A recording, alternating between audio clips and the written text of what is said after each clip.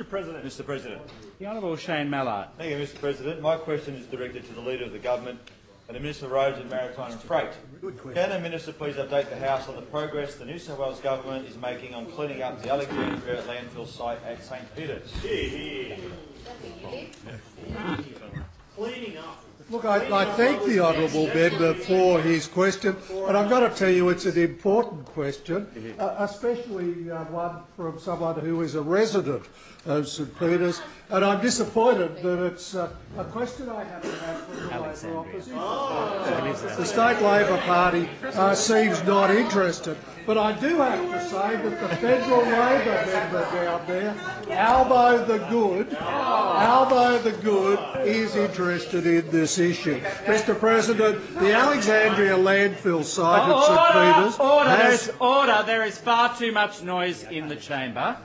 I want to hear the Minister's answer, and if a staff member in the President's gallery wishes to converse with the member, that member should leave the chamber to converse with the staff member. I've lost half my question. At St Peters has received and processed a wide range of waste materials over many years. This is the proposed site of the St Peters interchange for the new M5 Stage 2 of WestConnex. Stockpiled waste material is now being removed to other licensed waste facilities. I'm advised that while one stockpile is known to contain asbestos, known as Stockpile 21, the majority of the waste material on site has nothing to do with asbestos. I am advised the Environmental Protection Authority issued the former owner of the landfill with several clean-up notices for Stockpile 21. These notices were still outstanding when the New South Wales Government took ownership of the Alexandria landfill. The EPA recently reissued a clean-up notice for Stockpile 21 to Roads and Maritime Services as the current site owner, which RMS welcomes. The EPA notice provides a time frame for this clean-up work to be completed, with a final report due to the EPA by May 2016, and recognises the positive work this government has already been doing to address this long-standing issue. All waste removal is being done in accordance with strict guidelines, with the safety of workers and the community as the first priority.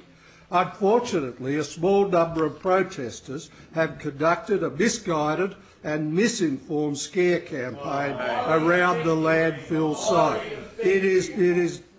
Well, there they are, the Greens, these nasty little anarchists that are out there trying to stop a proper clean-up of material that was in a community already. Good on you. Jeremy Buckingham defending them. It just shows. And there are other councils that are putting money into these groups. The Lord Mayor of Sydney is putting money into these groups, these nasty little anarchists that are trying to stop the remediation and protect the people in this community. Go the Greens! Go the Greens! They are just hopeless. They are nasty anarchists and they are hurting the community.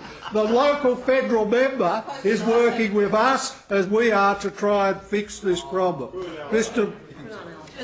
President, it is disappointing to see the responsible actions being taken by the government to the great benefit of the local community being completely misrepresented by opponents of WestConnex. Clearly these protests are not about the landfill site at all, but just another tactic to attempt to disrupt and delay the project and impose further costs on the public purse. Mr. President. Supplementary, Mr. President. The Honourable Shane Mallard on a supplementary Thank you, Mr. question. President. Would the Minister please elucidate his answer on the landfill clean-up? Look, I thank the honourable member, and I will be brief in conclusion. This is a proper clean-up that's taking place by the government, fixing something that was there, and in fact, it may not be known by most people, but this is the landfill site that used to belong to Sydney City Council. Now, It's an interesting fact, that one that's quite completely ignored by the current mayor of the city of Sydney, and those nasty little anarchists that stand there in their faux hazmat suits and pretend that there is dangerous uranium around, when in fact there is a dangerous substance, a very dangerous substance that was in their community before we took control of this site. And it's one that a responsible government and responsible people are doing their best to remediate. Well, we're getting no help from the Greens, no help from some local government people, but can I congratulate those local members, including the federal member out there, Anthony Albanese, for their support in this area in trying to protect their community. Responsible people should be from all parties, and I hear no help or support from the front bench sitting here in the Labor Party. They're sitting there snickering the people that they're meant to represent have been left with Point of order. Point of order. The Leader of the Opposition on a point of order. The Leader of the Government is, one, he's not addressing the Chair, he's addressing members from the corner of the Green Party rather than addressing the Chair. But secondly, he's making imputations against members opposite in a most unwarranted fashion. We are trying to listen to the Minister's answer. We're not interjecting, but he is trying to goad us by engaging in abuse. Order. I felt I do understand the point the Leader of the Opposition is making. The Minister, I thought, was directing his remarks to the Chair. The Minister, if he has anything else in the brief addition that he said he wanted to make to add, please, there's still 27 seconds left for him to do that. Mr. President. Photo of me and Albert.